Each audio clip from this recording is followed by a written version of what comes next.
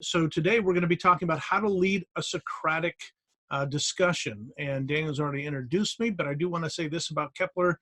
We are a consortium of independent teachers unified by a shared vision and an innovative online platform to bring classical liberal arts education to junior high and high school students. And so this is brought to you today by Kepler. And mention that we are talking about the Socratic dialogue today. And this is a famous painting that many of you may recognize, Socrates about to drink the hemlock. And Socrates was famously known, called himself the gadfly of Athens, because he pretty much walked around annoying people. And he was annoying people by asking questions. So if you can imagine for just a moment, a little toddler or young, adolescent child asking why is the sky blue? Well, because, how do you answer a child? Are we going to get into the scientific answer, or, God made it that way? And, those questions can go on endlessly. And this is what Socrates was known for. And Socrates saw himself very specifically as a midwife. And this is where the Socratic dialogue is a little bit different, something in Greek we call enlenktis. And so it's a little bit different than a didactic form of teaching where someone is going to, give a lesson, you're going to give a lecture or teach something. The Socratic dialogue is what's going to follow the lecture. And so when we learned last week about how to give a lecture that Brian Daigle gave us, he taught us how to communicate the ideas, how to communicate the truth, how to keep people engaged. And so the Socratic discussion really is a follow-up to see what has been conceptualized and then what actually are we going to do with this information. So I want to read just this short statement to you from a famous dialogue, the Theaetetus, that Socrates is speaking at this point to Theaetetus about his art. And he says, "My art of midwifery is in most respects like theirs," speaking of midwives, "but differs in that I attend men and not women, and look after their souls when they are in labor." And here's a real key point. The idea of the Socratic dialogue is that we are looking after the souls of our students when they are in labor. In other words, when they are pregnant with truth, when they are preparing to have that epiphany moment, when they're ready to kind of deliver these ideas. And so the souls when they're in labor and not after their bodies. So this is the difference between Socrates' midwifery and, the physical practice of midwifery. He said, "And the triumph of my art is in thoroughly examining whether the thought which the mind of the young man brings forth is a false idol or a noble and true birth." And so what the point of the Socratic dialogue is to see if the thoughts of your students are these noble thoughts, are they false idols, are they good, are they bad? And like the midwives, Socrates says, "I am barren." And this is probably one of the most difficult parts of a Socratic dialogue or Socratic discussion for the teacher, and that is that during this stage, you want to remain barren. In other words, we don't want to tip our hand to what the truth is. We want to be careful how much we lead the students with questions, but we want to give them that experience of that epiphany moment.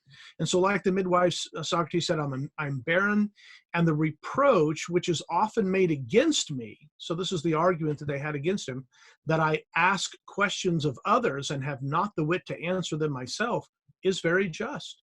He said, "Those who accuse me of just asking other people to give answers, but never telling you what the truth is, anybody who accuses me that's true. That really does happen. That's because that's exactly what it is that I'm doing." And so he goes on and he says, "The reason is that the God compels me to be a midwife, but does not allow me to bring forth." And I think if we conceptualize this idea that Socrates is communicating to Theaetetus, that the job of the teacher, the job of the philosopher, is not to tell the truth. It's not didactic, but it's enlinctic. It is to bring forth. It is to help the student understand what they're already wrestling with in their mind, how to bring this forth like a child, and bring forth a true child. Okay, and this is what this is just an excerpt of all that Socrates is saying, but he actually at one point says, what a great job it would be, if you were to liken, the job of his midwifery to the other midwives, because he has the potential of seeing false children being born, and also true children, but the midwife either has a child born or not born, and so his work is even more important, he says, than that of the physical midwife. So we could summarize what we're talking about. We could summarize this as the art, or say that the art of Socratic dialogue is the art of midwifery. And so think, as we come to the recitation portion, think about this work as the work of midwifery. Think of this work as the teacher is helping the student deliver that has already been given them through the reading, through the lectures, through the other work that they've done. And this is now to help them conceptualize and articulate the ideas, and to do so correctly, to bring out questions in such a way that answers are either going to be true or false. They're going to get this closer or further from the truth. And it's the job of the teacher at this point to help bring forth true children, if you will. Okay, so I'm going to talk a little bit about the kinds of questions. So this is the big idea. This is the idea of the Socratic dialogue, is to be a midwife. And one of the questions that comes up, and one of the areas that we have to consider, are the kinds of questions that we want to ask. And there's a variety of ways of approaching these questions. And I'm going to give you some kind of in theory, and then at the end, I'm going to talk a little bit about what this looks like in practice, and then I'll open it up for some questions and answers. One of the areas that I would really encourage a teacher, if you're going to be involved in giving recitations, thinking of yourself as a midwife at this stage, is to study rhetoric and understand what the process of invention is like.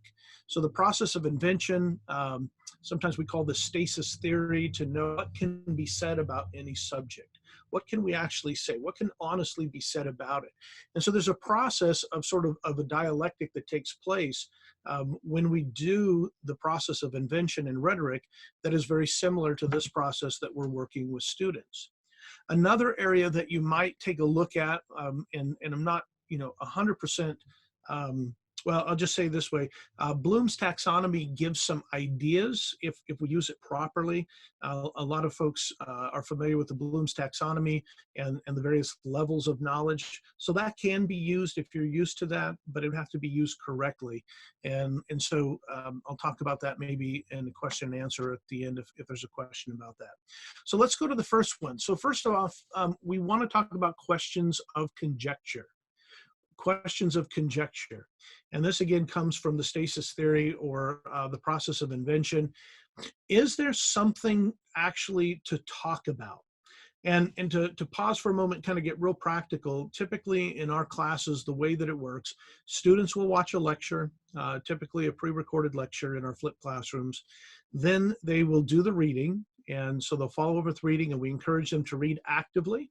And by reading actively, that means with a pencil in their hand, they are, annotating as they write, asking questions of the author, and really reading actively as they go through the material. And it's often really good if it's possible to allow the student to read smaller smaller sections of reading, and to really spend some time wrestling with the ideas. And then they come to the recitation. Usually we have either a workbook or a series of questions that they need to answer before they come to class. And this at least orients them. It helps them, recognize, that there is something here, that they have their mind wrapped around what they've read. They have some idea of what's going on. So then we begin with questions of conjecture. Is there something actually to talk about? And typically I gauge this, by the content itself. if we're, working through questions and let's say a workbook or a series of questions and study questions that the students have, some questions are just basically, matters of fact, who is the author of this work, who's the protagonist, and so we have some just questions of fact. But then we want to ask, is there something actually worth talking about here? Are there big ideas that we should consider? Another question of conjecture is, does it exist? Is there a matter? If somebody, brings up the idea of justice or injustice, or an action of a character, or some idea that's being, conveyed by the author, is there something here that actually exists that we can talk about? Another question of conjecture is, did it happen? Did it happen? Is it impossible for this to have happened? Is it possible? Is it improbable that it happened? Is it probable? And is it certain? And so these are the kinds of questions we call questions of conjecture. Now, one thing to keep in mind is not every Socratic dialogue will include every kind of question. And so it becomes a matter of practice. It becomes a matter of doing it often enough that you begin to kind of hold some of these ideas in your mind, and you'll know as you begin to work through material which questions really apply in which kinds of situations. And so these are questions of conjecture. Another kind of question to ask is questions of definition. And I always tell my students, a good philosopher is always, always starts whenever I ask them a question. I always give kudos when they say, well, it depends on what you mean by whatever we're talking about. And so we're starting with questions of definition.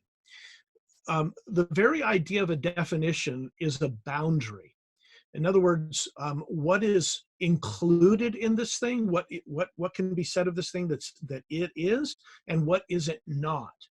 And one of the things that you'll see if you read the Socratic dialogues, you read Plato's dialogues, is you'll find that Socrates was really good at walking through a topic, what is justice, and then instead of trying to get to what justice is, we're going to spend a long time talking about what justice is not. Peeling away layers of what a thing is not. And these are questions of definition. Are we talking about this? Well, no, we're not. Okay, then are we talking about this? And so we begin to pull away layers. So what kind of thing is this? The what is it questions, ontological questions. What are its general characteristics? Are there characteristics here that are general and universal? And then are there characteristics here that are very specific to this situation, to this particular idea that we're talking about? Are they general or are they specific? Fourth question, how and to what degree is it like or different from some other thing? If we're comparing an apple to an orange, we're asking, what is an apple? What kind of thing is it? Well, it doesn't grow in the ground. It's not a root, so it's not like a potato. Okay, but is there any way in which it is like a potato? It is edible. People do eat it. People do grow it. And so you begin to talk about things that may seem obvious at first, but we want to begin to compare how and to what degree it is like or different from some other thing that may be similar. Again, I'll pause here and say about the questions of definition. As you begin with your students to work through different ideas, you'll begin to recognize at different times what things are worthy of comparison, what things are most like it. So for example, as a Christian teacher, a lot of times we're asking, is Romanitas, is the idea of pietas and patriotism, is there anything like this in Scripture? Is it like the Christian's commitment to the city of God or the kingdom of God? Is that pietas like that, or is it different? In what ways are they similar? In what ways are they different? As an example, so we're working with questions of definition, comparing, peeling away layers of things that are not, looking for general and specific characteristics, really wanting to set boundaries about the idea that we're talking about. Okay. A third kind of question is questions of understanding, and you'll find this as the second level in Bloom's taxonomy. But asking the students questions like, what did that mean for them? Okay, if we're talking about, say, um, we're talking about the circumspect Penelope in the Odyssey. What does it mean for Odysseus that she was circumspect? What did it mean for the suitors? What did it mean for Telemachus? What did it mean for the culture at the time? All right, and so what does this mean? And begin to talk about what these mean, and then we can ask questions of, well, then what would that mean for us if we were to lift that principle and to bring it into our own culture? What would that mean for us? And so we're asking questions of understanding. What This is oftentimes where interpretive questions come in. I'll have students sometimes submit interpretive questions.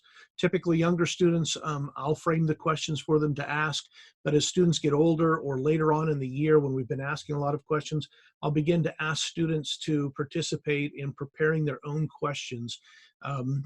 And I have a little video on YouTube. I'm sure we can get you a link to this that talks about how to read actively and the difference between interpretive questions, questions of understanding and interpretation, versus questions of simply definition or factual questions, like I mentioned in the very beginning. So then we're asking questions of understanding. How do we understand this thing? Okay, moving on here, questions of analysis. Of course, all of Enlinctus is a kind of analysis, but we might be looking at something like justice and say, okay, what are its parts? What are its parts? What are the parts of justice? If we were to break justice down, what is included in justice? Another question we might ask of analysis is it cause or effect? Is justice the effect of something that else caused it, or is it the cause of something else? If we want to get really logical, and I mean into formal logic, we might ask, is this an antecedent or consequent? Are there contraries or contradictions, using square of opposition? And so we might ask questions, logic questions, if it would be applicable. But questions of analysis means we're taking the thing apart. Synthesis, which would be more questions of application. Questions of synthesis are, how do we put it back together? What does it mean once we've put this all back together and maybe related it in some lateral thinking way to something else that's similar? Okay, so these are questions of analysis. Next, we have questions of quality. Questions of quality. Do we approve of this kind of behavior? Do we approve of, would we approve of Odysseus telling Polyphemus what his name is? Do we approve of this? Or do we disapprove? And why or why not? Was it right or was it wrong? Is it good or is it bad? Is it, we could add to this, is it beautiful or is it ugly? Is it true or is it false? So these are questions of quality. Questions of quality are usually in degrees, but would we approve or disapprove of this? And so these are kinds of questions that we begin to ask. Typically leads to questions of mores and what kind of morals we are going to apply. All right, next are questions of testimony, and this is really important to practice in getting students to read texts carefully and getting students to learn to write essays well. One of the biggest problems that I've seen as an educator in watching students try to write papers besides framing arguments is coming to some idea. They'll come up with a thesis statement without doing invention, and they'll say, well, I think X is true because of this. And then they begin to scour the text to try to cherry pick quotes, ideas, or things to try to support their argument. Rather than going through process of analysis, asking questions of invention and determining whether or not, can I actually say this? Can this be said? And if so, why can I say this? And that's where we're going to find proofs. Practicing questions of testimony, getting the students to go back to the text, will help them in framing their ideas when they're writing. And so when we think about writing, Ambrose Bierce said that clear writing is good thinking made visible. Clear writing is simply good thinking made visible.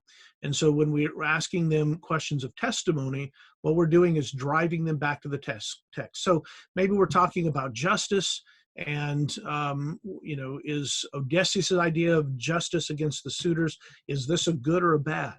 Okay, and so we want to go to the text.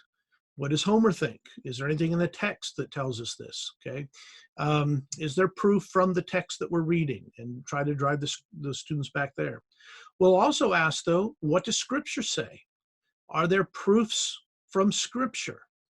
Is there an axiom? Is there a proverb of some sort, some axiom, some fundamental truth that that would support this idea that the text gives?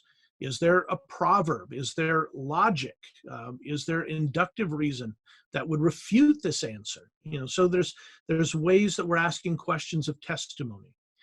Is there more that could be said about this, or is there more that could be added to the answer?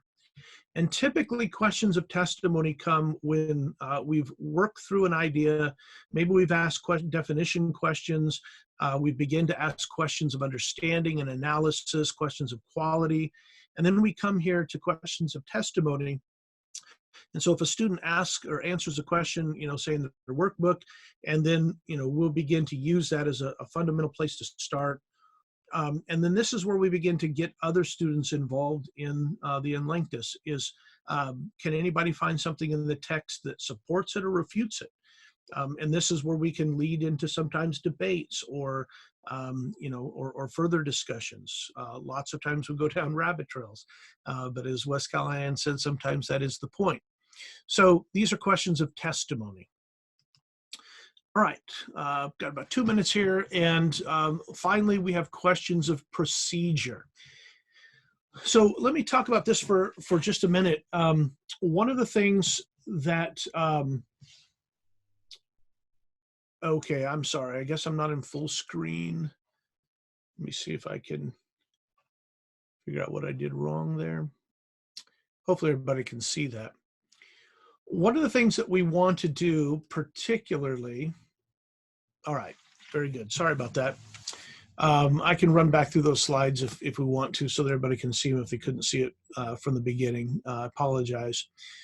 In questions procedure, I often ask the students to do something, and so don't freak out when I say this, but I often ask them to suspend their Christian worldview for a moment, okay, before we get to answering the questions, because a lot of times, I don't know, you look at something and, in the ancient Greek world, and it's clearly, contrary to Scripture.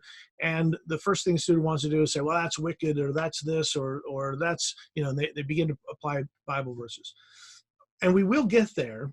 But one of the things we want to do is ask them to suspend their biblical lens for just a few moments and wrestle with the thing itself, looking at the idea itself for what it is. Then, once we have allowed it to be examined on its own merits, then we can bring in, the testimony, questions of testimony that we talked about a moment ago. And from there, we can begin to ask questions of procedure. What should we do then? What should we do with this? Maybe I'll ask a question about, how would this apply in this particular circumstance? One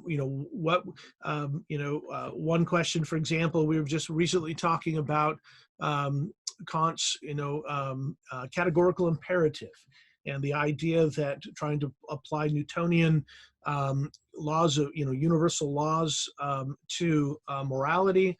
Kant comes up and says, well, all lying then, the idea is that if everybody was to lie, this would be a bad thing. And so if everybody was to lie, it's bad. Therefore, if anybody lies, it would be bad. Kind of truncated description of the categorical imperative. But what if you were, in Nazi Germany in World War II, and you had Jews in your basements, and the Gestapo shows up and says, hey, do you have Jews in your basement? What do you do then? Is a lie wrong at that point? To whom should we lie and should? So we begin to ask questions of procedure what should we do? What is the course of action? How does it apply?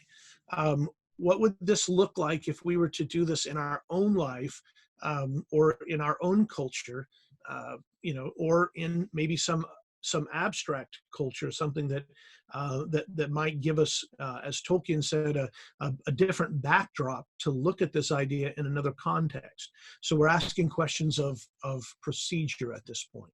Okay, so because the nature of this, unless we kind of demonstrated it, the nature of this is, first off, understanding the kinds of questions to ask, knowing what kinds of texts you can ask them of, or ideas you can ask them of, then practicing. And two things that I would just say: number one, practice, practice, practice, practice. Just keep practicing. Practice not leading the students to the right answer. If a student gets too far off, or the class gets too far off, I might bring them back, and because they're young people, bring them back and get them back on the right track. But one of the hardest things to do is practice asking questions that get them to think critically, but not lead them necessarily. And that's one of the areas that we want to be real careful about. At the end, I do want to lead them to the right answer, but I want them to come to that through their critical thinking skills, in practicing that, rather than just didactically telling them this is what you should think. And so practice, practice, practice, and then be gracious. Be gracious to your students, be gracious to yourself, be patient. It takes time, and frankly, it's something that even after you're doing it for a long time, it still takes more practice. Practice with yourself, practice on text that you're reading. As you're reading, ask questions of the text, and work through these. And the more you do it, the more these kinds of questions will become a lot more natural, and your conversations, even around a set of questions and answers done in a workbook, can become very organic. Okay. All right. So looking at the time here, about 2:33, and I want to maybe just, Daniel, maybe we could open this up to questions and answers. I think a good use of our time would be maybe to ask some or answer questions that, how does this apply in this situation? Maybe is what I anticipated probably would happen. So does that sound good? It does. There was a question from Jen Hose. She asked, is it appropriate to ask logic stage students questions of procedure? Is it appropriate? Sure. I do think it is. Obviously, they're in the logic stage.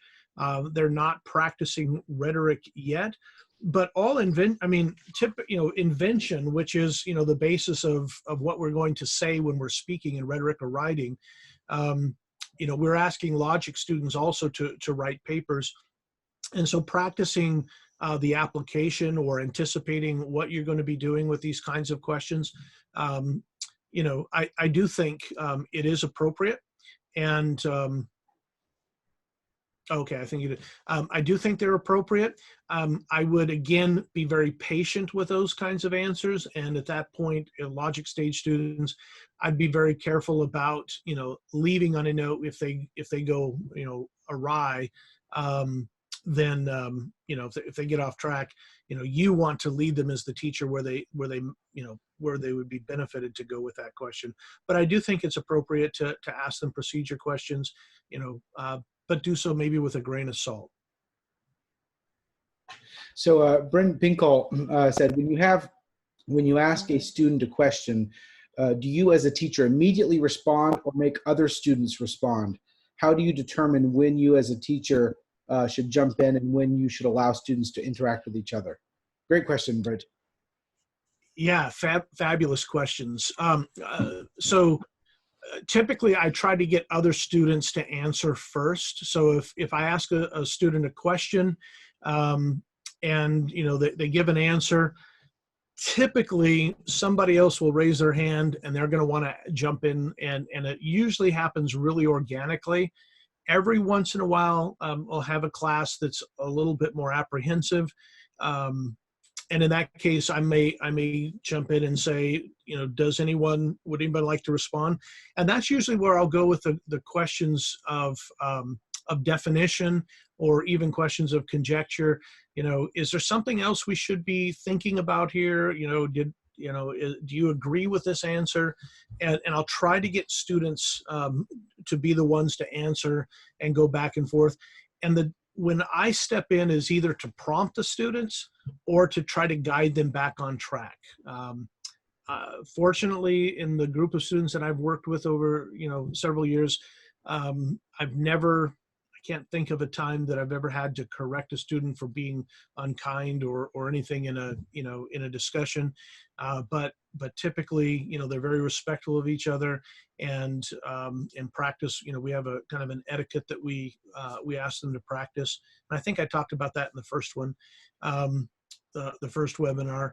And so try to get them to talk, and then jump in when you need to steer it back in the right direction, or, you know, kind of pick up the conversation, get it rolling again. I'm thinking of the Socratic dialogue. If you're reading the Phaedrus and some of these texts, there's these leading questions that lead them along. And sometimes it feels like baby steps of, you know, as Plato's talking, you know, asking very simple questions. I guess my own follow-up to that would be how you know when to give the little baby steps, and when you just let them figure it out, you know. When do you step in? What are some clues? I think that the clues, that is a really good question. And every class is different. You know, I have, and students that I've had for a couple of years, and let's say I'm, you know, in a third year with students that I've had, and they tend to be a little more comfortable, and they know, you know, I guess they kind of have a feel for it, and they set the tone. And that makes it a lot easier. But then you have classes that are a little bit more reserved. And so really just feeling out the class. If you're asking a difficult question, they're all staring at you like a calf looking at a new gate, then, you know, at that point, you're going to want to step back and say, okay, well, let's talk about, you know, let's talk about a definition question here. Or I'll say, all right, nobody has asked, you know, what do you mean by, you know, and get them started that way. Something that they're familiar with, where you can kind of prime the pump a little bit. But again, patience and practice, and really just getting to know the students, because each class with a different set of students has a little bit different dynamic to it. Right. And so feeling that out and knowing what that is, and I think that's something that's better caught than taught. Yeah, right as I was asking that, Brent followed up, and you mostly answered this, but he said, what do you do if a question is asked and no one responds? You wait in silence, awkward silence, you know, directly name a student, require him to respond, you know, virtually come up to the blackboard, I guess, or something else. Yeah, I'll do a little bit of, you know, again, depending on the dynamic of the class. And, you know, if I have a student who may have not been engaged for a while, you know, they're kind of hanging back, I may wait and say, you know, I'll ask maybe a couple of times, anybody want to jump in? Anyone? And just kind of wait and see. And sometimes that awkward silence prompts somebody to step out of their comfort zone. But if they don't, maybe I'll ask Johnny, you know, you haven't, we haven't heard much from you today. What are your thoughts on this? Would you agree? And I might even kind of rephrase the question or re-summarize it to help them feel a little more comfortable and engage in the conversation. But again, it's a kind of caught versus taught thing. You have to feel it out. We had two people ask a similar question here. So about those silent students. So, you know, I'll just read them. You've partially answered them, but what are practical methods that you use to get non-responsive students, the students that listen but do not normally participate with their mic, to speak up? Do you give participation points for students that participate to the discussion? And then Angel Warner added, do you have tips for drawing out silent students without putting them right on the spot? So, you know, there's been some, a lot of this is personality, I think. You know, there's the student in a real classroom that sits in the front row, and then the ones that sit in the back row. And I guess the question here, if I could tie them together, is in a virtual space, what does that look like as well? Yeah, those are fantastic questions. I try to always be sensitive to the students, knowing that some just do feel uncomfortable talking in front of others. Sometimes they just feel a little bit awkward being on mic. And so I do try to kind of just be sensitive to that. And we do use participation points. I try not to hang that over their head. I let them know at the beginning of the quarter, and then I'll usually give feedback, at the grading time about their participation points. But typically, I really want to try to engage them. And so if it's a student who just really struggles with it, I might ask them, kind of a baby question, or a question that isn't really going to really put them out there, but get them engaged a little bit, get them talking, get them conversing, and then maybe I'll even draw in another student to respond and try to get those two talking. And then by that time, somebody else will usually jump in, but really trying to help them feel comfortable about asking the question, but not putting them out in any way. And I never correct a student. I never call them out and say, you know what, you haven't talked. And, I never embarrass them. If it becomes a real serious issue, which I can't think of a situation, maybe one, I will, yeah, actually one, I just recently had a parent conference and, talked with the parent and just said, with the student and said, really want more of your participation, and here's what I see going on. But I did that in a parent-teacher conference with the student aside, not calling them out in front of the other students. So two slightly related questions. What are the logistics of having this discussion online? So this is kind of a Zoom and technology question. And then Sean Bonnet asked about how many questions do you usually prepare? So that's somewhat related. And then I'll go ahead and throw this one in at the same time, and you can answer them. But Caroline asked, how do you give points, and how many, and for what? So some practical questions here. Okay, so let's start with the technical questions. I typically have all the students keep their mics muted except when they're talking.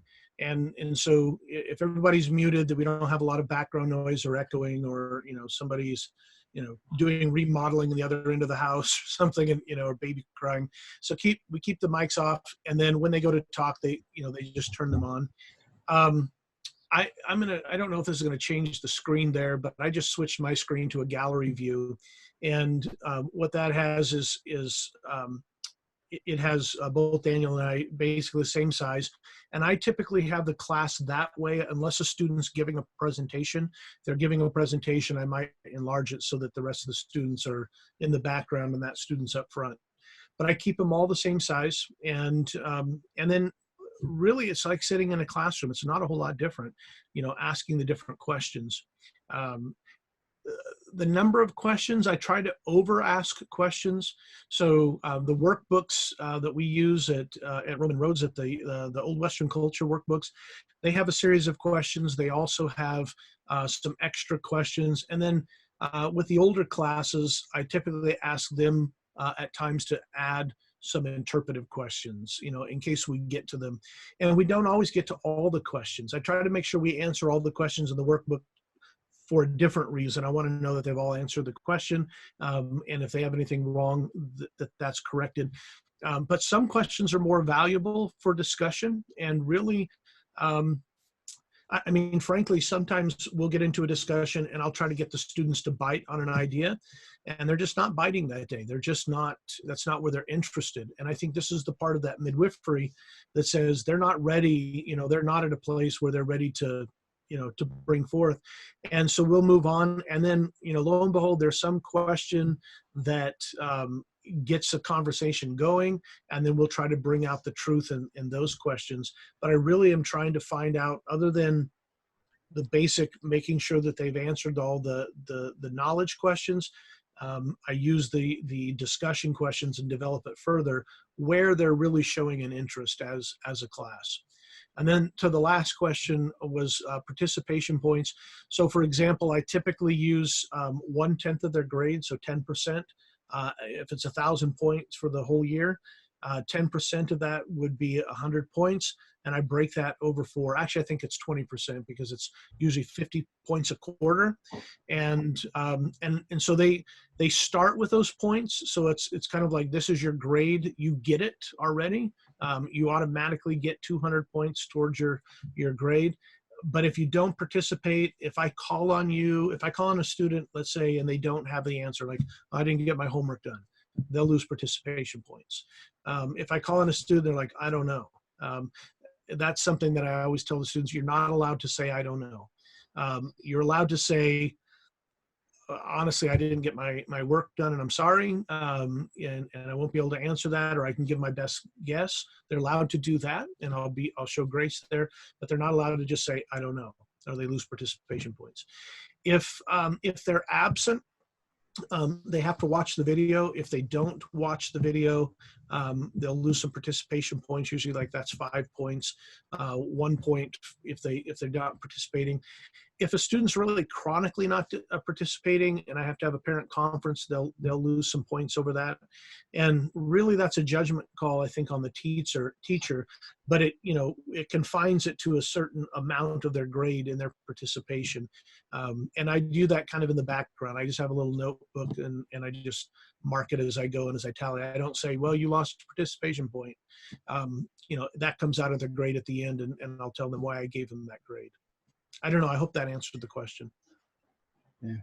I'm going to tie two questions here together. So Lisa Mayu said, what is your suggestion for budgeting time when discussing a work, and touch on key points without asking leading questions?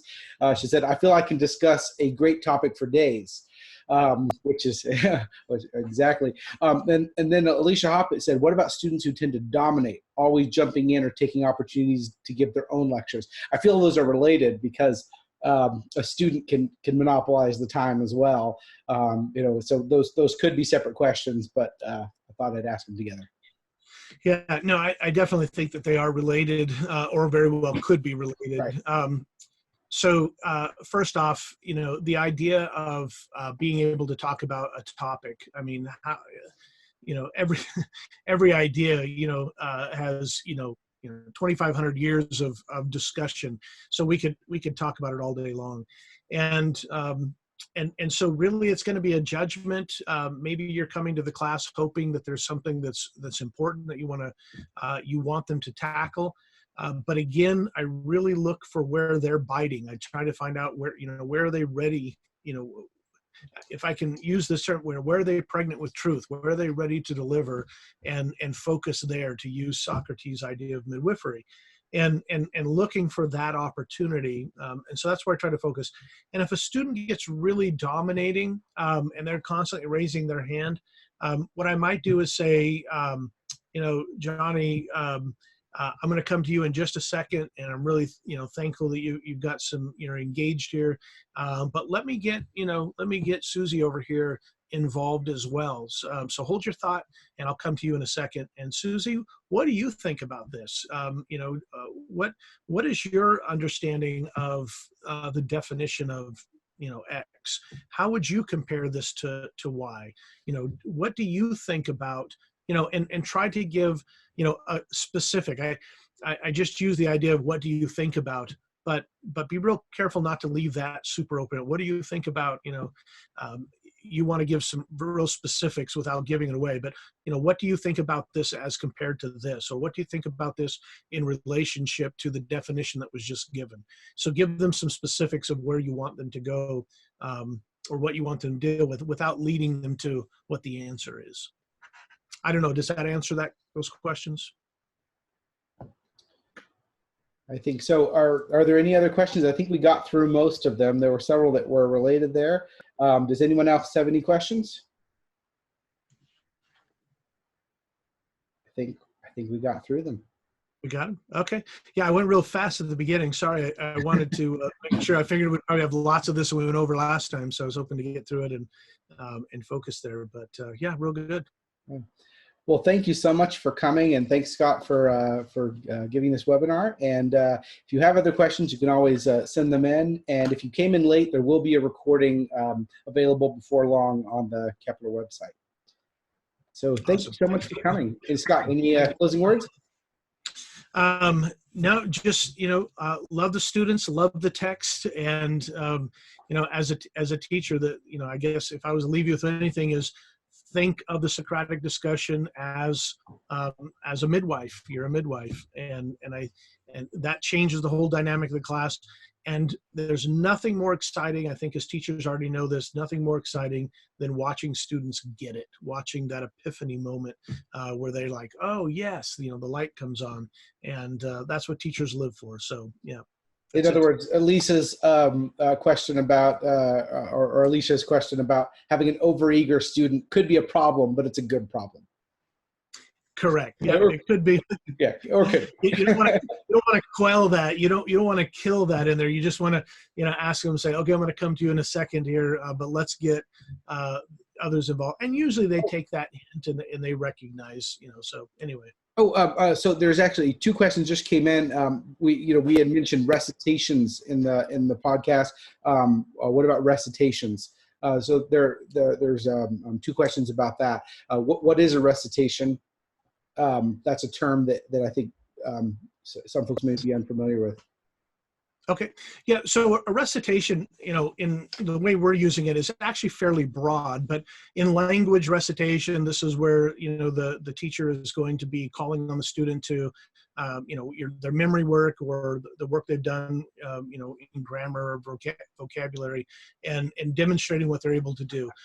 It might be them presenting a paper and having analysis in class discussing it. But when we talk about a recitation, we're talking about this interaction that the teacher has with the student, whether that be in math or in humanities where we're having Socratic dialogue, or in language where they're actually reciting the things that they're needing to to deliver. But it's the interaction that the teacher has with the student dedicated for that. That's what we're calling recitation. Right. Part of that was that's a term that we've really used over the years. I borrowed it from New St. Andrews College, who borrowed it from the old Oxford method. This was something C.S. Lewis was definitely advocated. And so part of the, when we were talking about the Socratic dialogue, that was the recitation, but that to contrast it to what, to show what we're doing with it, to contrast it is in a typical 5-day school, you'll often have an emphasis on lecture and then homework. And so the flipped classroom with recitations, when we're referring it to, we're talking about that, it's this discussion where the flipped classroom will send the lecture home in the video. And then we'll use the live time to emphasize live discussion. That's what Scott's been talking about, and that's what we call that recitation. And so we're flipping the classroom by spending the live time to do what is more traditionally thought of as homework. And that homework that's often sent home is the stuff that turns into Socratic dialogue the easiest. Those workbook questions are generally sent home and they do them alone. We want to use the class time for that. Does that sound right, Scott? That's perfect. Okay.